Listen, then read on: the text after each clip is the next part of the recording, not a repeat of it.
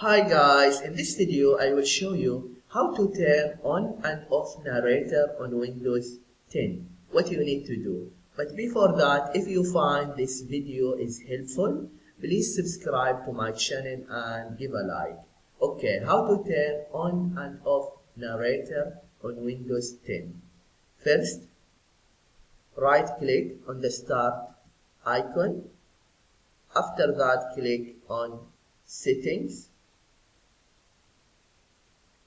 And then click ease of access.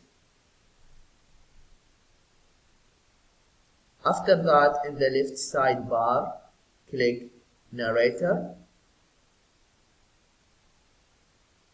and you can see here use narrator, turn on narrator. It's off. To turn it on, just click on it,